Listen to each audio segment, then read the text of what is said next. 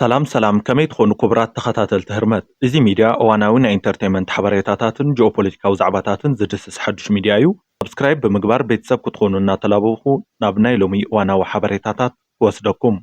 ብናይ ድምፃዊት ንግስቲ ሓየሎም ማጋልዋ ዘርእስታ ደርፍን ብናይ ተጋዳሊት ድምፃዊት ለተመስቀል ገብሪ ህይወት ፋቅዕ ፍቅሪ ዘርእስታ ደርፍን ተፈታውነት ዝረኸበት ድምፃዊት ሰብለ ካሕሳይ ኣበለኒ ዘርእስታ ሓዳሽ ደርፊ ኣብ ናሆም ሪከርድስ ምልቃቃ ዝፍለጥ እዩ። ነገር ግን ኣብ ክንዲ ትግራይ ሙዚክ ምባል ኢትዮጵያን ራያ ሙዚክ ኢላ ምልቃቃ ስዒቡ ብብዙሓት ተጋሩ ክትውቀስን ክትንቀፍን ገይርዋ እዩ። ነዚ ስዒቡ ድማ መብርሂ ሂባቱልላ እቲ መብርሂ እውን ናባኹም ክነብሎ ኢና። ካብዚ ብተወሳኺ ድምፃዊ መርከብ ቦኒቷ ምምላስ ተመዛበልቲ ወገናትና ኣመልኪቱ ሓዱሽ ደርፊ ለቂቕሎ እታ ደርፊ ምልቃቁ ስዒቡን ዝገጠሙ ሓዱሽ ወጋን ፈሎስ እውን ናባኹም ክነብሎ ኢና። እዚኦምን ካልኦት ተወሳኽቲ ሓበሬታታትን ኣለውና ሓቢርኩምና ክትፀንሑ ድማ ብክብሪ ንዕድም።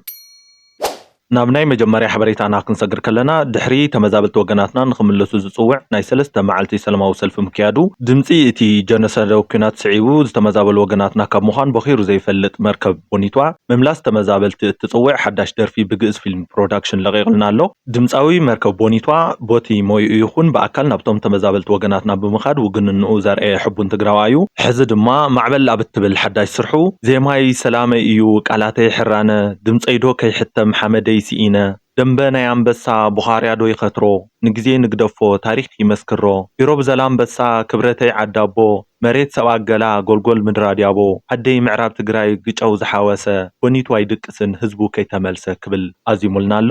ኣብ ናይ ባዕሉ ቻናል ናኣተና እናተባባዕዮን ክንሪኤሉን ይላቦ። ቀፂለ ዝወስደኩም ናብ ናይ ድምፃዊ ሰብለ ካሕሳይ ጉዳይ እዩ። ብናይ ንግስቲ ሓየሎም መጋልዋ ዘርእስታን ብናይ ተጋዳሊት ድምፃዊት ለተመስቀል ገብሪ ህይወት ፋቅዕ ፍቅሪ ዘርእስታን ሓድሽ ደርፍታት ደጊማ ብምድራፋት ተፈታውነት ዝረኸበት ድምፃዊት ሰብለ ካሕሳይ ኣበለኒ ዘርእስታ ናይ ባዕላ ስራሕ ትማሊ ኣብ ናሆም ሪከርድስ ምልቃቃ ዝፍለጥ እዩ። ነገር ግን ኣብቲ ዝለቀቀትሉ ናሆም ሪከርድስ ዝተባሃለ ዩቲዩብ ቻናል ኢትዮጵያን ራያ ሙዚክ ኢላ ምልቃቃ ስዒቡ ወብዛሓት ተጋሩ ንምንታይ ከምቲ ልሙድ ትግርኛ ሙዚክ ኢላ ዘይለቀቀቶ ክብሉ ዛዕባ ገይሮም ኣለው። ከምቲ እንፈልጦ ናይ ትግራይ ይኹን ካልኦት ብሄራት ደርፍታት ክልቀቅ ከሎ ኦሮሞኛ ሙዚክ፣ ወላይታ ሙዚክ፣ ትግርኛ ሙዚክ እንዳተባሃለ እዩ ዝልቀቅ። ሰብለ ካሕሳይ ግን ትግርኛ ሙዚክ ምባል ገዲፋ ኢትዮጵያን ራያ ሙዚክ ክትብል እያ ኣብቲ ዩቲዩብ ቻናል ለቂቃቶ። እታ ግጥማን ዜማን ብማክ እዝራ ተፃሒፋ ብግርማይ ወለሰንበት ሄሎጂ ዝተቀናበረት ሓዳሽ ኣበለኒ እትብል ደርፊ ብናይ ራያ ላዛ ዝተደርፈት ናይ ትግርኛ ቁዳ ሙዚቃ እያ። ሁራ እውን ኣይኮነትን። እዚ ምግባራ ስዒቡ እውን እቲ ናይ ሓድሽ ደርፊ ሊንክ ኣብ ናይ ባዕላ ፌስቡክ ምልቃቃ ስዒቡ ብዙሓት ተጋሩ ኣብ ኮሜንት ንኢትዮጵያውያን ፀወዮም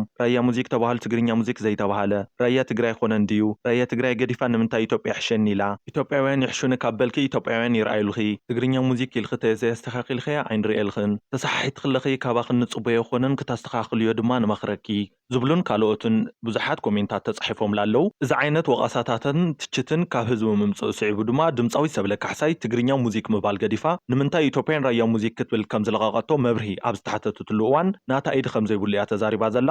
እቲ ፀገም ዝፈጠሮ እቲ ናታ ደርፊ ዝለቀቀ ናሆም ሪከርድ ዝተባሃለ ዩቲዩብ ቻናል ወናኒ ምዃኑን ንክእረም ከም እትገብርን እያ ተዛሪባ ዘላ። ብቁልጡፍ ድማ ፃዕርታት ብምግባር ከም እትርሞ ተስፋ ንገብር ተመልከትና። ንሎማዓንቲ ይኾን እዮም ዝበልናዮም ሓበሬታታትና እዚኦም ነይሮም። ንምክትታልኩም ብጣዕሚ ኢና ነመስግን። ነዚ ቻናል ሓደሽቲ ዝኾንኩም ሰብስክራይብ ብምግባር ቤተሰብ ክትኾኑ እናተላበኹ በዚ ክፍለየኩም ሰናይ ቅነ